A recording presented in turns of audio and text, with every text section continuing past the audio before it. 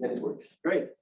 So in October, right after the prize announcement was made, the Scientific American published an article titled "The Universe is Not Locally Real, and the Physics Nobel Prize Winners Proved It." So I had some problems with this title, one of which is regarding the words prove when it comes to scientific theories. I could dedicate a whole talk to why we don't actually prove scientific theories to be true, but that will not be the point here. I also think that it's dubious to say that the universe is not real. But instead, I'll be having an issue with the question of locality, which creates a lot of confusion, I think, in quantum foundations and quantum computation. So the claim that I want to advocate here is quite simple. Quantum systems can be described completely and locally, and we should do so. So after Bell, the term non-locality has been equated with violation of Bell inequality. I think that's a mistake. I think we should call a cat, and violation of Bell inequality has nothing to do with non-locality. Bell's theorem is a statement about the unsuitability for classical pieces of information to account for quantum phenomena. And the logic goes that if one insists that quantum phenomena should be explained by underlying classical pieces of information, then one will have to retreat into bad explanations. And non-locality is anyway only one such bad explanation. But one could also retreat into superdeterminism or ritual causality. We don't call violation of Bell inequality superdeterminism. We should call it the unsuitability for classical pieces of information to account for quantum phenomena. To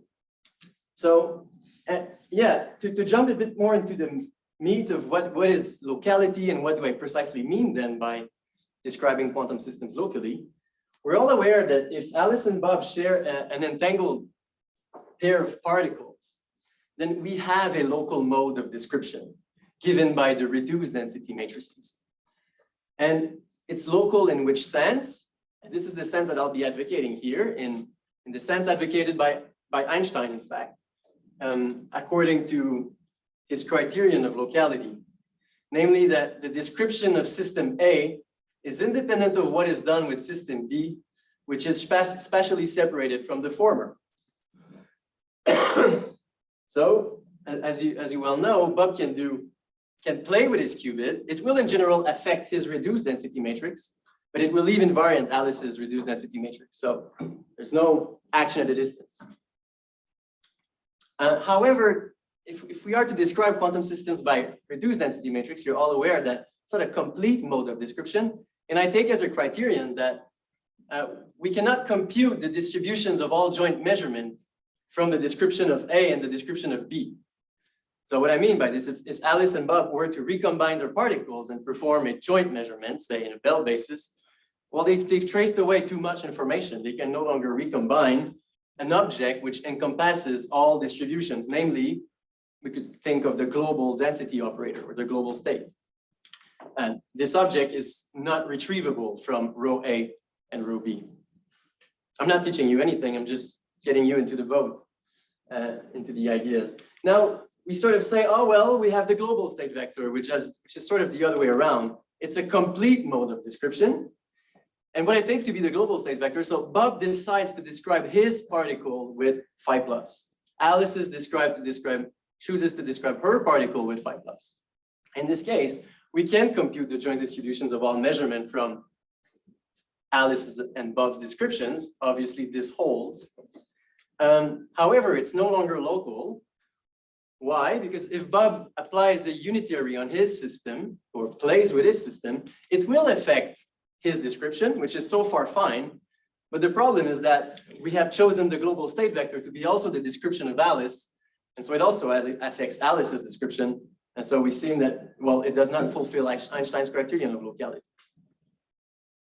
When we are taught quantum theory, we sort of grow older into thinking that we live in this dichotomy. There is this dichotomy. We can either describe entangled quantum systems locally or completely.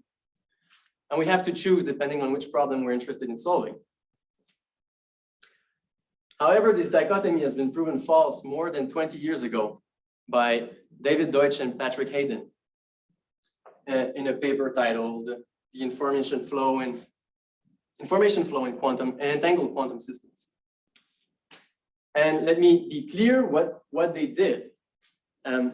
They said, when we have an entangled pair of particles, well, we can describe Alice's particle by an object and Bob's particle by an object, QA and QB. They are called a descriptor, and it's local and complete. Why? If Bob plays with his system, he measures it, he throws it in a black hole, he applies a unitary, whatever he does, it will affect QB to QB prime, fine, but it leaves invariant QA. Moreover, if Alice and Bob come together and merge their own descriptions of their local particles, local system, they can retrieve the global state vector or its associated density matrix. Now, more recently in the literature, former PhD student of Gilles, Paul-Raymond Robichaud, came up with two different approaches to what I call quantum locality. One of them is it's called evolution matrices, and it's phrased within the language of quantum theory. So it involves Hilbert spaces and objects acting on Hilbert spaces. And another one is a slightly more general, you might have heard Gilles speak about it. They call noumenal states.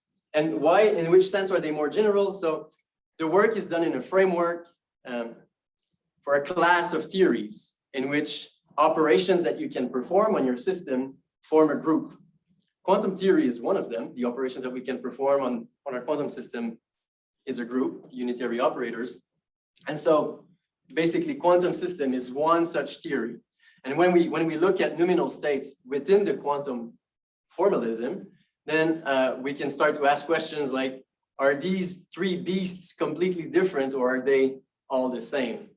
And that's something that I showed last year in my paper, The Cost of Quantum Locality. I showed them to be all formally equivalent to one another. In other words, if you give me a quantum noumenal state, there's a unique corresponding evolution matrix, and a unique descriptor, a one-to-one mapping between all of these objects. Will you say at some point how these descriptors are obtained? Yes, I'll comment sort of briefly on it. Yeah. One thing I'd like to say is that, well, it looks like, you read the literature and there's so many alternative formalisms to quantum theory. We take quantum theory and we endow it with so much more structures because it looks like so far I'm advocating that, but it's not exactly the case. So the Deutsch and Hayden paper hinges on Gottesman 1998, the Heisenberg picture of quantum computers, which is the Heisenberg picture of quantum computational networks. So it is, in fact, the way in which quantum theory has been discovered in 1925 by Heisenberg, in which the dynamical objects, the objects that evolve in time, are the operators. So that's the basic idea, the basic starting point. I'll obviously make more comments on it. So sorry, just to make sure, my talk is not about interpretation. It's really, you take bare quantum theory, unitary quantum theory, you look at it in the Heisenberg picture, and especially for quantum computational networks, and that's basically the gist of the formalism. So yes, to your point, I will make some brief comments about the roots of how and why descriptors work. For more of that, I've published a paper also last year titled The ABC of Deutsch-Hayden Descriptors. I had in mind a student who has done one course in quantum computation. I wanted it to understand Deutsch-Hayden paper. So this paper by Deutsch and Hayden is not cited a lot, even though it's been more than 20 years that we have it. And I think that one reason for it is that it still remains cryptic for many people. It's very condensed. The explanations are very condensed. And so I basically expanded in a lot of pages, which is what is explained in only 2 pages in their paper. So you can look at that if you are curious to have more details of how they work. I've also given a talk available on YouTube at a conference on the shoulders of Everett. You can look it up if you're interested. But I will come back to that. However, the main point of my talk will be to persuade you of the explanatory power of descriptors by investigating teleportation, the phenomenon of teleportation in this language. So let me go first with, yes, the ABCs. As I said, the main idea is to embrace the Heisenberg picture. And the way we're typically taught the Heisenberg picture is almost like in 30 minutes in our undergrad school. We've been told, oh yeah, the unitary operator can act on the ket. It gives psi of t, that's the Schrödinger state. But we could also make it act on the observable, and the observables evolve in time, O of t. Fine. Now, it sorts of generates a lot of questions, one of which is, so what's the object then that we need to track in time? Because there's uncountably many observables to track in time. And most of the time when we do a quantum network, we don't know in advance what are we going to be interested in measuring.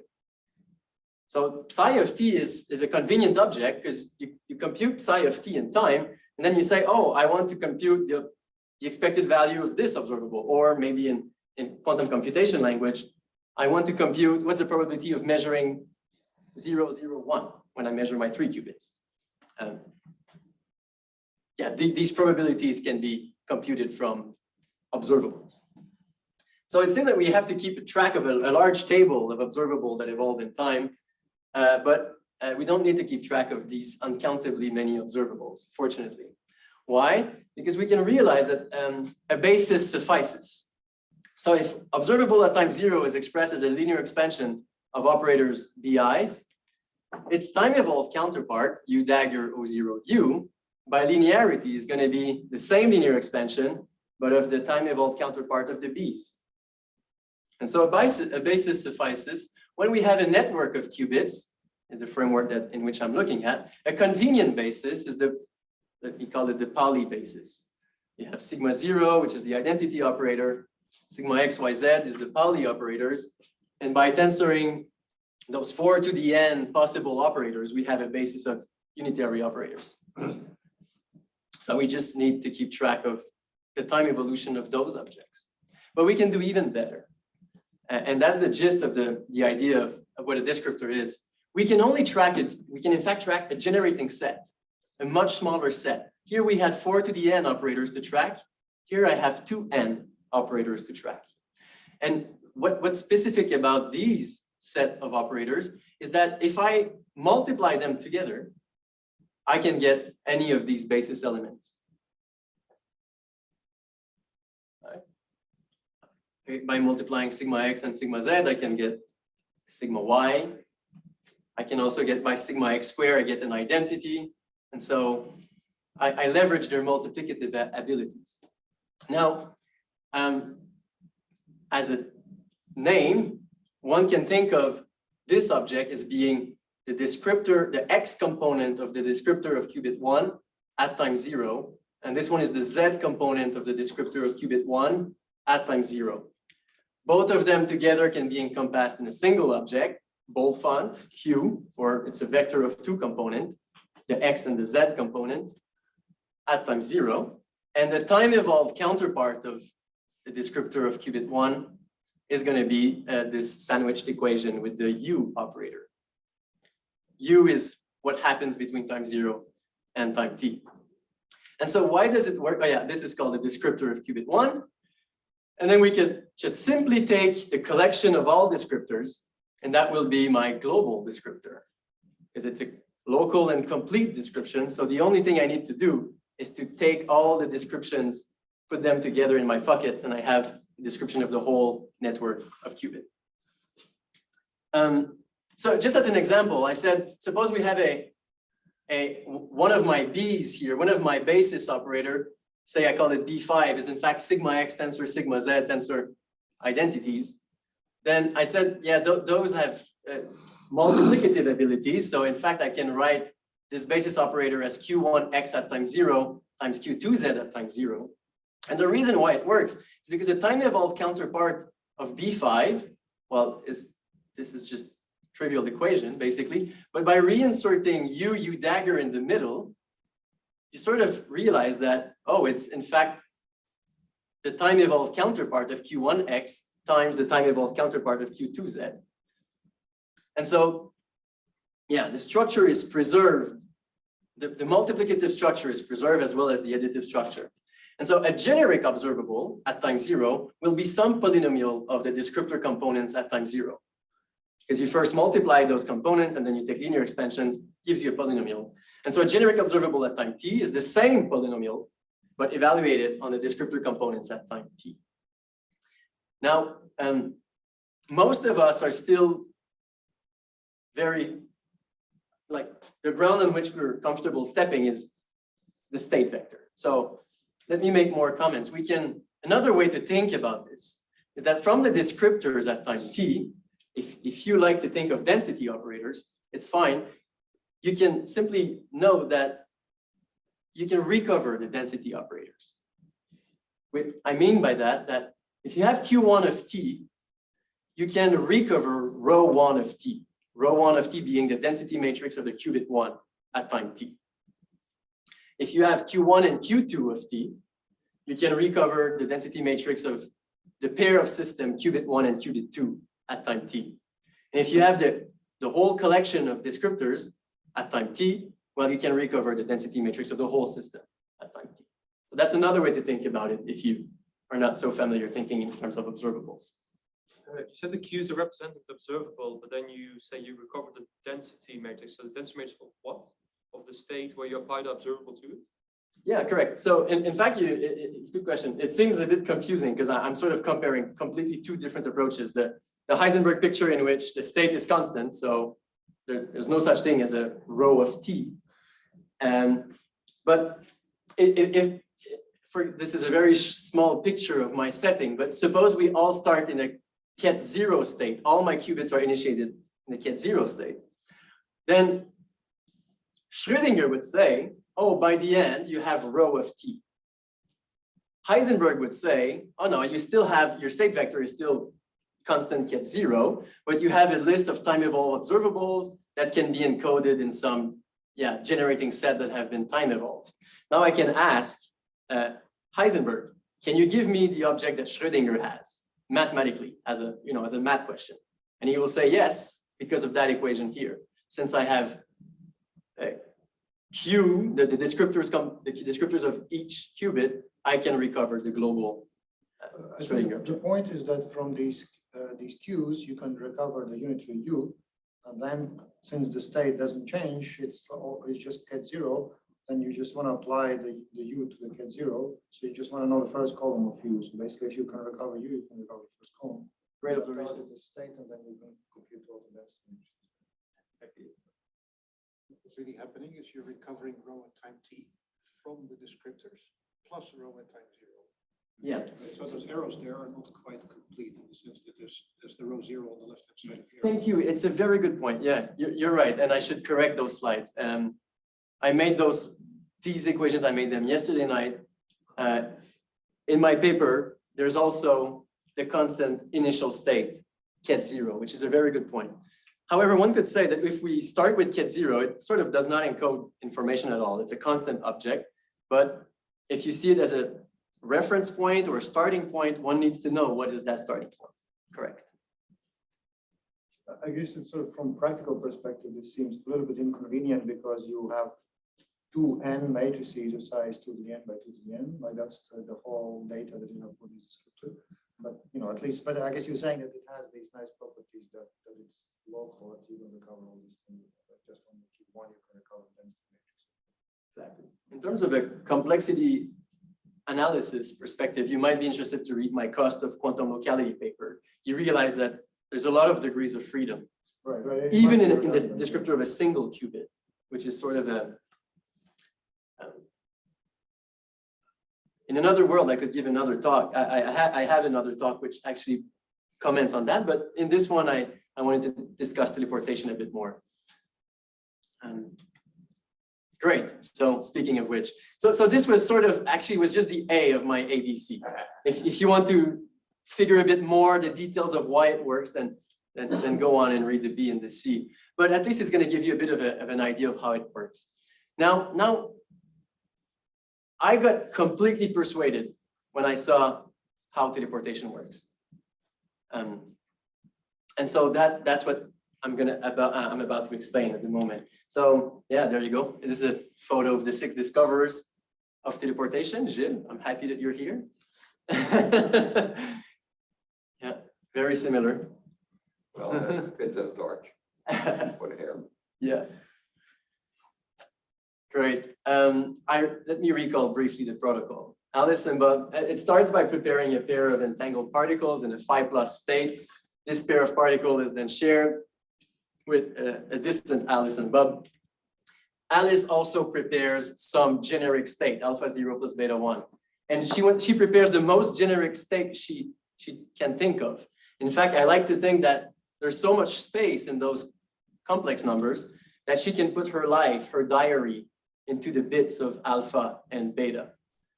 And then she's going to perform a Bell measurement. She's going to recover 2 classical bits that she communicates on the phone to Bob. Depending on those 2 bits, Bob applies or not an X and a Z gate.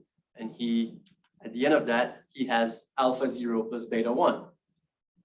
So the mystery is, and actually for me, teleportation is the name of a problem. And the problem is, how do alpha and beta make their way from Alice to Bob, given that Alice communicated only 2 classical bits of information, and that alpha and beta in principle can encode infinitely many such bits?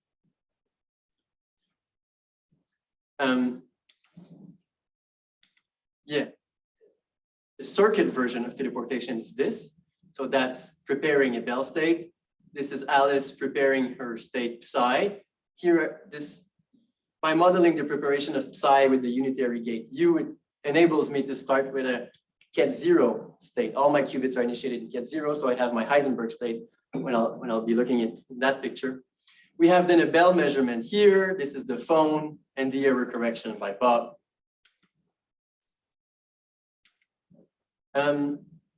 To understand or to actually investigate teleportation in the Schrödinger picture, it's sufficient to look at what happens at time t equals 3. At times t equals 3, my global state is psi tensor phi+. Sorry, there's a mistake here, but the mistake is corrected here. Psi tensor phi+ is here. I'm not looking at normalization to be a bit faster. Distributing the terms, we get that. And then using these identities, I can in fact re-express 0, 0 in terms of the Bell basis. I will re-express the first 2 qubits in terms of the Bell basis. So we get this equation here. Alpha, my 0, 0 has been replaced by this. My 0, 1, my 1, 0 has been replaced by this, and so on. That's just a convenient way of re-expressing the state. Again, I disregard normalization. And then I can group the terms together. So the phi+ has the alpha 0. What else does he has? He has the beta 1. So we've got phi+ alpha 0 plus beta 1, and so on for all the other terms. And already we see that at times 3, it looks like alpha and beta are already sitting on the 3rd qubit in some encrypted way. In fact, I could even rewrite the 3rd qubit like that. And so in the Schrödinger picture, there's no such thing as or maybe there is such thing as, but in this case, alpha and beta are not localized on a specific qubit. They're all over the place on the global state vector. And by the way, once we have written the state at time 3, we can compute why the rest of the protocol works. The Bell measurement will distinguish each of these 4 terms. And then we will signal I and J to Bob so that Bob knows which correction he needs to apply to recover psi at the end.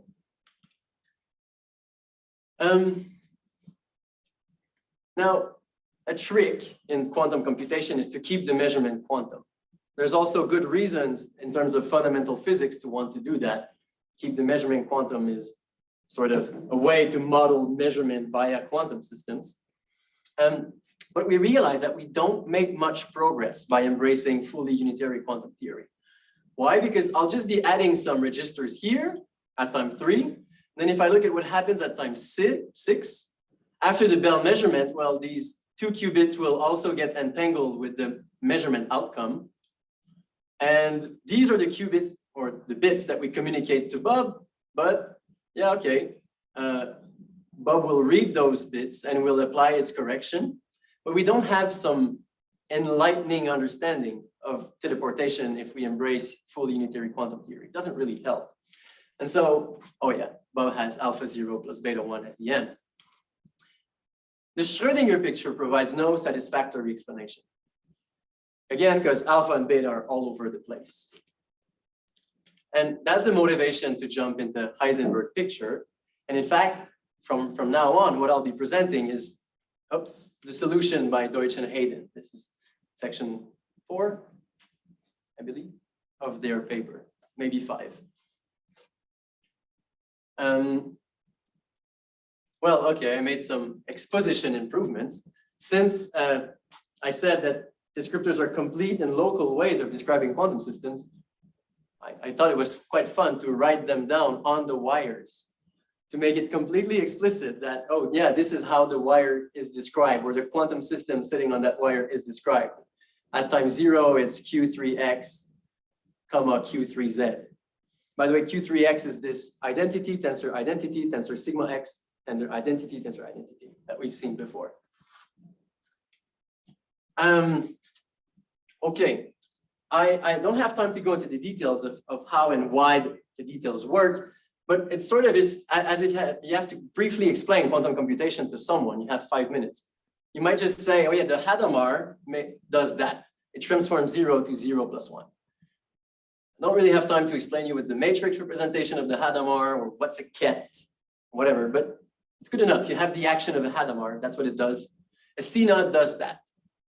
And it's a bit what I'm going to do now. I told you that you could compute the action of the time-evolved descriptor by computing U dagger descriptor U. Believe me, if your U is a Hadamard, what it does is that it swaps your descriptor's component. Because Hadamard, sigma x Hadamard is sigma z, basically. That's the reason why. So a Hadamard swaps your descriptor's component. A CNOT is a little bit more convoluted. A CNOT acts on 2 qubits, so it affects the 2 qubits on which it acts. It leaves all the other invariant because of the locality of the mode of description. And so if we have the control qubit labeled by C and the target qubit labeled by T, these are the initial descriptors of such qubits. And what happens after a CNOT is that the target component, the X component of the target qubit goes up to sit with the X component of the control qubit. And the Z component of the control qubit goes down to sit along with the Z component of the target qubit. I guess this is very similar how one analyzes scenario correction, how the X and Z arrows propagate. This is sort of what's happening. Completely, yeah. I'm still very curious to read more about like the later work of Gottesman, but if Gottesman figured that out, I know he's worked a lot on error correction. Great. So we're ready to go. The first gate that we meet is a Hadamard on qubit 2. What it does, it swaps the qubit components, Q2Z, Q2X. And then these other qubits have not changed, so I can just slide them along the wires. Now here we meet the CNOT, so we apply this rule here. Q3X will go upstairs here. Q2X will go downstairs here. Great. Then we meet the generic unitary operator. So we can compute it. A generic unitary that contains the parameters alpha and beta. It's a generic matrix. Then we have the descriptors component and another unitary, U dagger U. Compute this sandwich. And it's a messy expression. But this messy expression is going to depend on alpha and beta. So I write it down as, just for conciseness, I just label it by beta. But it's d beta of x is one function. It's a function that depends on beta, and it depends on the descriptors component Q1x and Q1z. It's like a big scrambling of Q1Z and Q1X, which depends explicitly on alpha and beta. And dz of beta is another such function. And you write only beta because alpha can be determined from beta. That's one reason why you can think of I write only beta. Yeah. And what the other reason? And that's the right reason why it is. The other reason is pedagogical. For conciseness, I write just beta.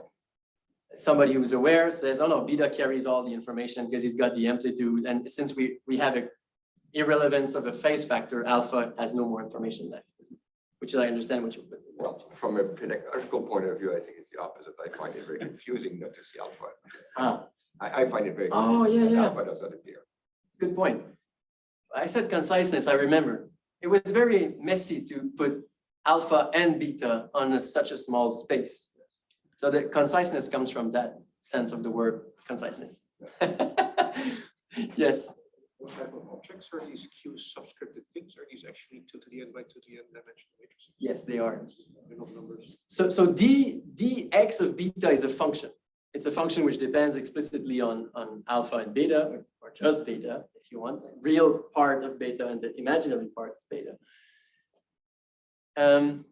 They also depend on some other parameters, but I'll leave one other parameter. I'll leave that for the questions if you want me to elaborate more on that.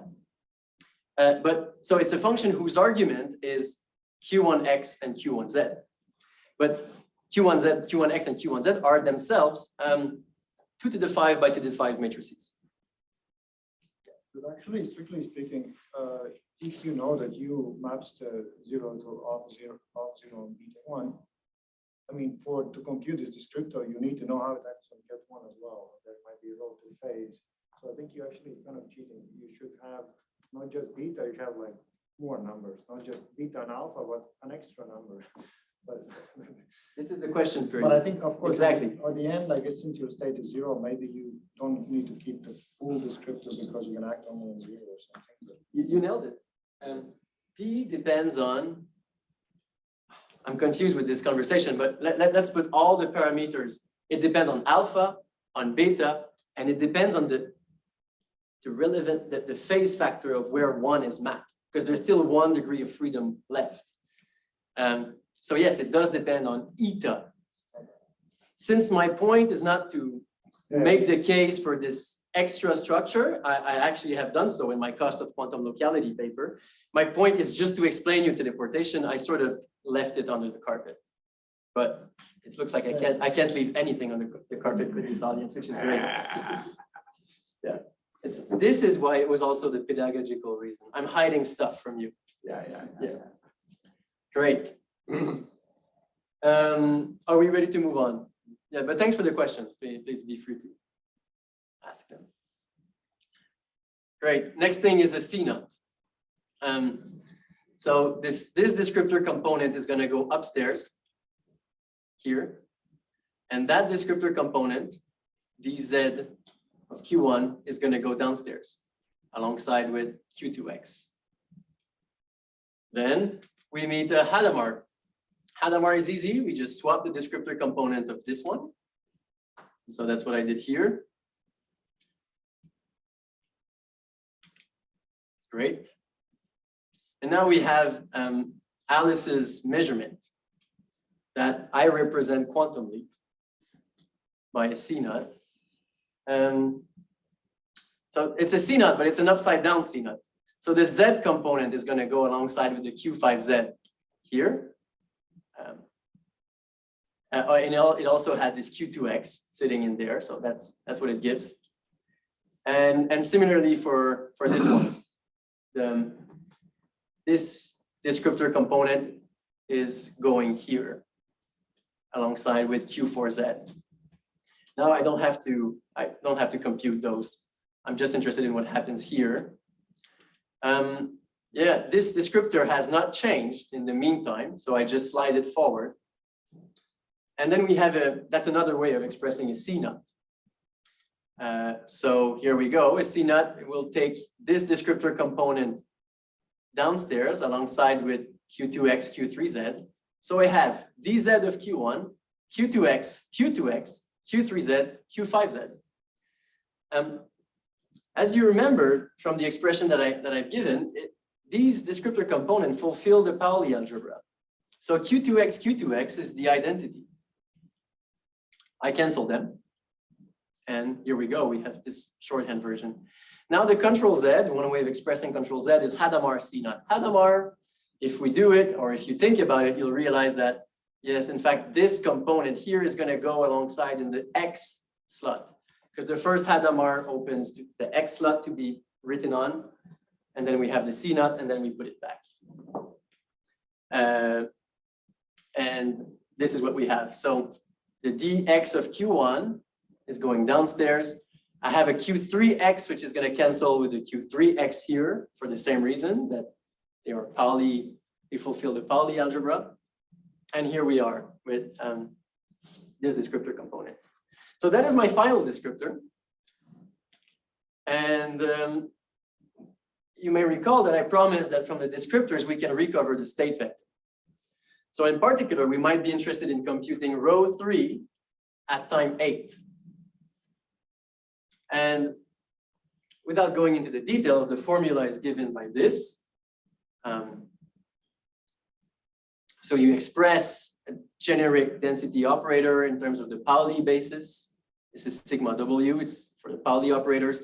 And the components are going to be given by those sandwich calculations, where both on 0 is my initial / Heisenberg state, only zeros.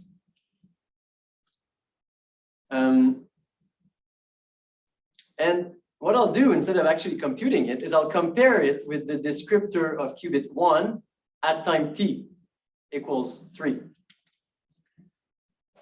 which is also given by the same formula, but this time we have Q1 at time 3 in the middle. And you wouldn't be surprised to know that, okay, sorry. The reason why this equation holds, is because the only way in which these two descriptors differ is by the operators Q2Z, Q4Z, Q3Z, Q5Z, which are in the way of this sandwich equation. However, I said they fulfill the Pauli algebra, so these operators have eigenvalue 1 when they meet a ket 0. It's basically the Pauli Z matrix is in the way. It doesn't matter. And so this is why this equation holds. I can basically change this by this and then realize, oh, that's psi. The reduced density matrix that corresponds to the qubit 1 at time 3. If we would do this computation, you shouldn't be surprised to realize that it corresponds to what the Schrödinger state would have been. And so yeah, at time 3, the qubit that is, no, at time 8, sorry, the qubit that is sitting in Bob's hand is described by a descriptor, which is not exactly the same descriptor as what Alice prepared, but it corresponds to the same Schrödinger state or density operator.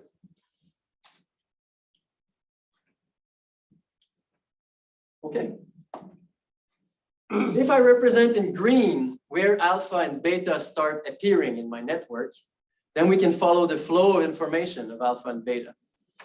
And we realize that the classical bits are responsible for transmitting all the information that is sitting in Alice's diary in alpha and beta. Do you have these little green lines at the top? Is alpha beta still there also? Yes, it's there. It's in the D beta. They explicitly appear. But like after the yes, after they do. It's all still there. But then it's weird that it's still there. Okay. It will remain inaccessible. Even those, you say, oh, well, if Eve is to intercept the classical communication channel, I'm claiming that it somehow depends on alpha and beta, but Eve, even statistically, cannot get any information about alpha and beta. Alpha and beta will remain locally inaccessible in many places of this network, like here, in the classical communication channel. But Bob holds the key to unlock the information about alpha and beta and achieve teleportation. So one objection is to say, well, but the bits are supposed to be classical. I kept everything quantum. That's why I could sort of have plenty of room to express alpha and beta. And that's the point, that's probably the main punch of my talk. In fact, yeah, also, Gilles and his fellow co-authors, in the first sentence of the abstract, they make us believe that there was such a thing as purely classical information that sorts of sit in a different realm than the quantum realm. But the name, if we are to think that quantum theory is an accurate description of reality, it's universally an accurate description of reality. So we should be curious to understand such things like telephones and classical communication from a quantum perspective. And that's the idea that I embrace here.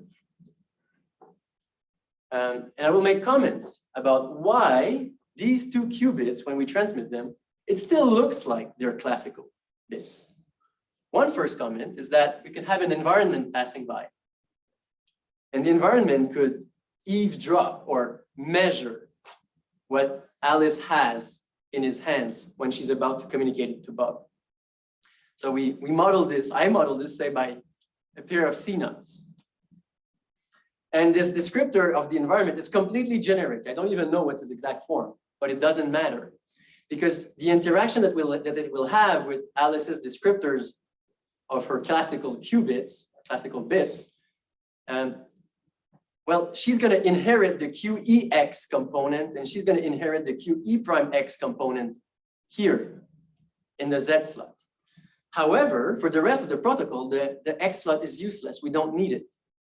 Only the Z slot of these descriptors is required to be transmitted to Bob. And so it will not affect the rest of the protocol. The descriptors of Bob at time 8 will remain exactly those. And I could say that the transfer of Q4 and Q5 is robust to decoherence, which is a feature that we want from classical information communication. Does this work for any unitary? No. But if it's not a CNOT, it might, like just a 2-qubit unitary, something else might happen, right? Exactly. Yeah. It's I model here a measurement by the environment. Of course, if the environment completely destroys the telephone of Alice, it would be a kind of unitary. On a particular basis. Yes. Yeah. Yeah. The basis is a topic which sometimes I feel is less understood in the community of quantum information, quantum computation. But a lot of work has been done in the 90s and the 2000s to understand the decoherence. And it's not something magical like what is the basis selected. It's basically the basis selected by the interactions. So we decohere all the time in position basis, say, well, simply because the interaction works in position basis. That's why we don't decohere, say, in momentum basis. And sometimes when we don't see the network of qubits, we seem like the computational basis has some sort of special status. But most of the time it's because we engineer our gates so that they work like a CNOT selects the Z basis, stabilizes the Z basis to copy that. So the basis is not something that is, say, ad hoc or mysterious. It's selected by the interaction that we're performing when we perform a CNOT. But could it be an arbitrary control information as long as the control wire is 4 and 5?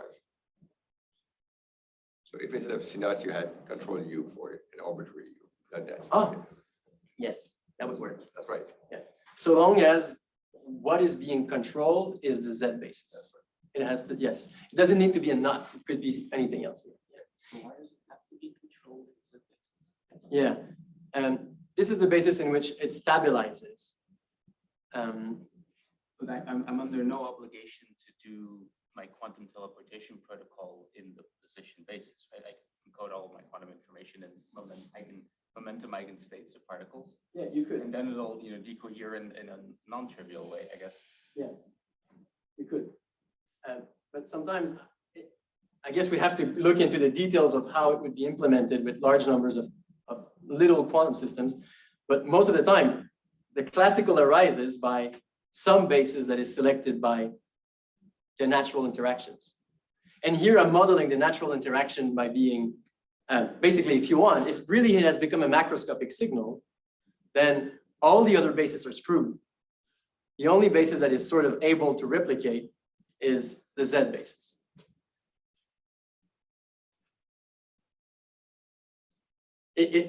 Of course, I imply just a tiny number of qubits, so it looks like, oh yes, but it seems arbitrary to choose the Z basis. But typically, the whole argument of decoherence is that the basis is selected by the dynamics.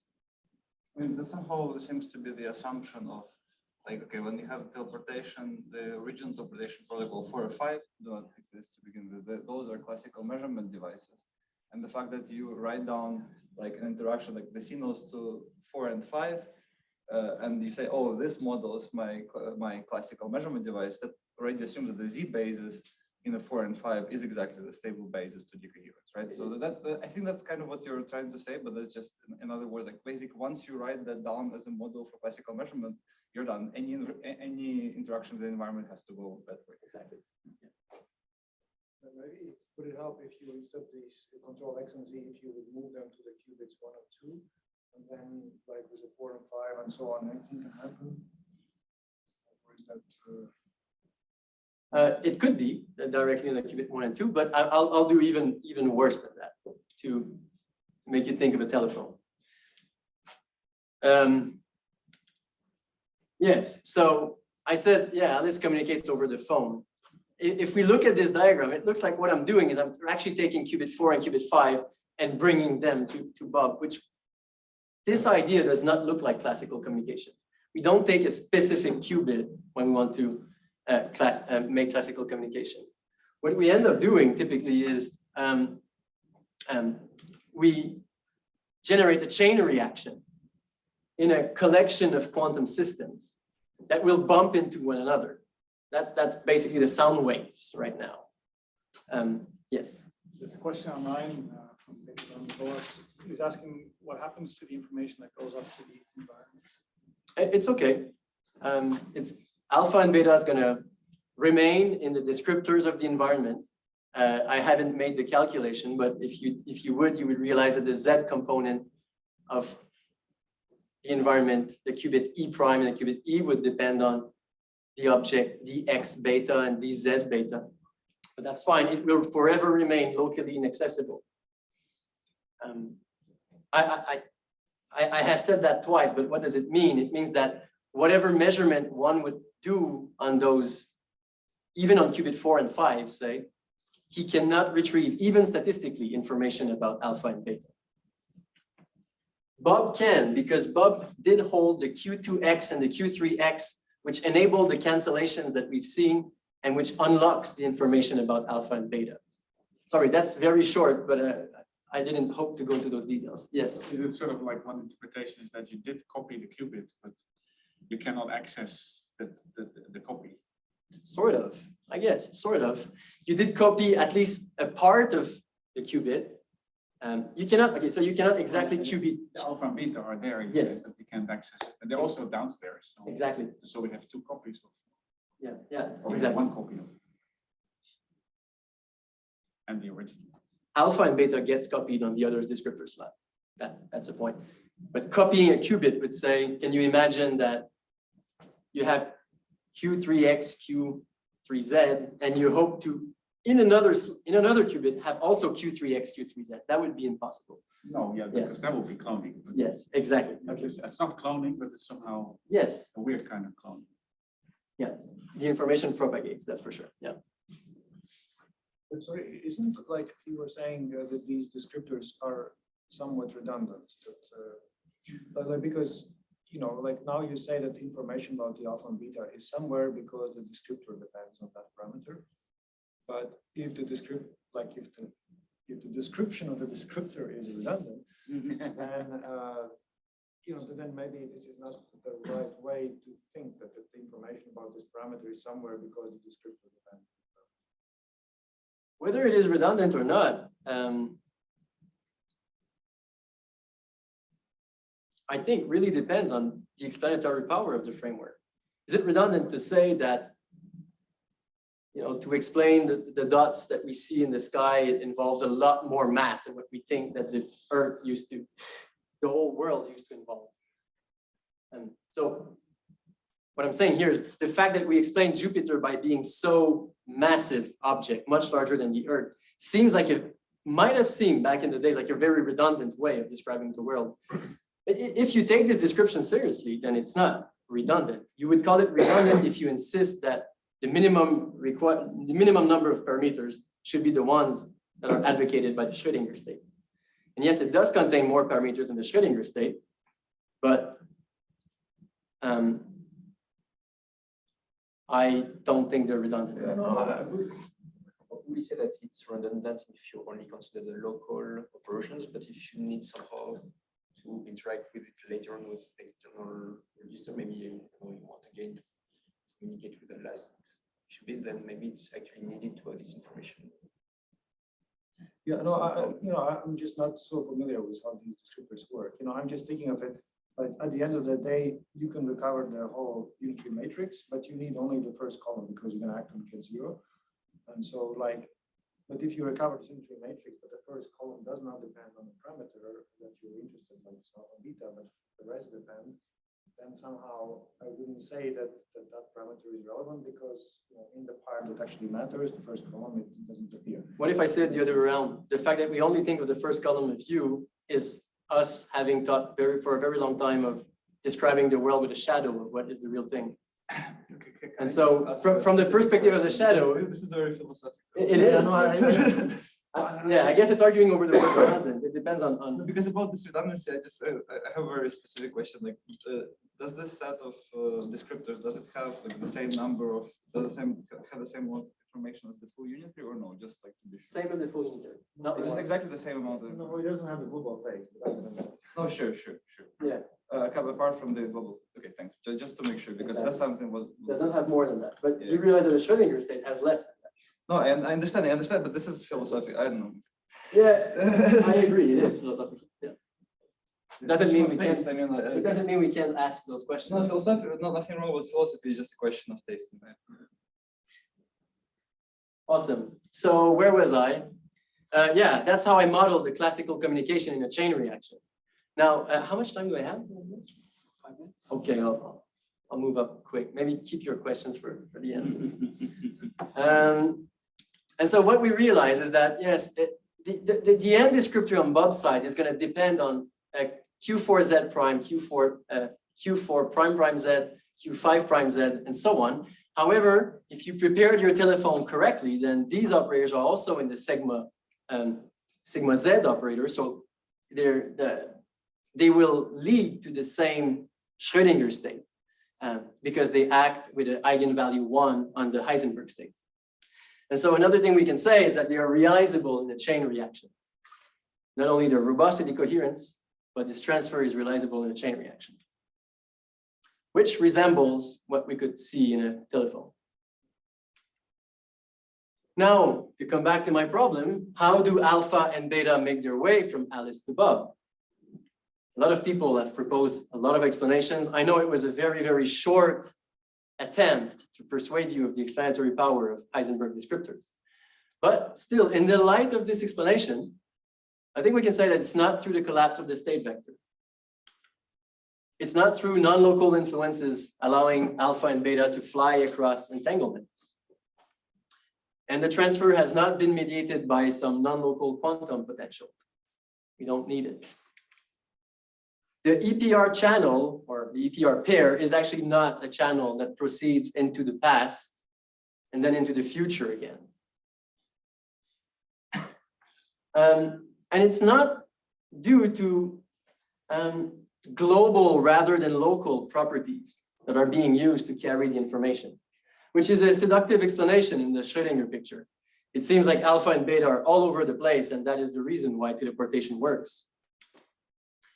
Feynman have conjectured that it has to do to the non-locality of Everett's world as a basis of teleportation. Now, I think that his view of Everett's world is not exactly the same as Everett's view of Everett's world, but we don't need this view. Instead, alpha and beta are transported simply, prosaically, in the qubits Q4 and Q5 as they travel from Alice to Bob. I'll always remember this day in which I explained the teleportation protocol to Gilles in Montréal. And in fact, I had much more time to go into the details of how and why it works. And he right away recognized that it was the most satisfactory elucidation of teleportation that he's ever heard. He's lying. Yes. Exactly. Okay, so to go back to philosophy, are we still free to claim that quantum theory is non-local now that we have a local and complete mode of description? I claim that we're not, and the basic idea is just to say that once we have a local and complete description of quantum systems, we can obviously scramble it and look in it only at one row of view, or look at an object which is not local, namely the global state vector, and say, well, when I look at that object, it's not local. Well, that's not the point. If we have one local way of looking at it, then the theory is local.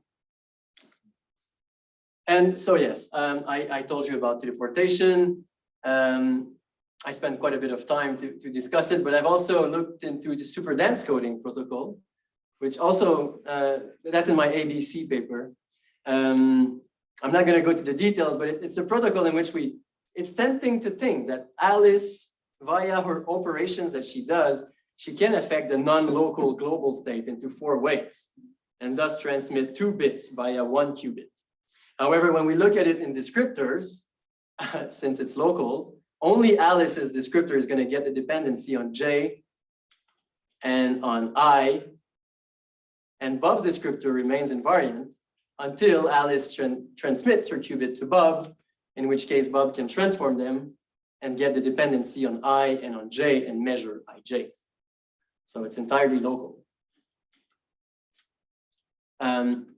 I thought it'd also be good mentioning that work has been done also in the more physical part of physics phenomena, like the AB effect. Chiara Marletto and Vlatko Vedral have shown that the Aharonov Bohm phase is locally generated like other quantum phases.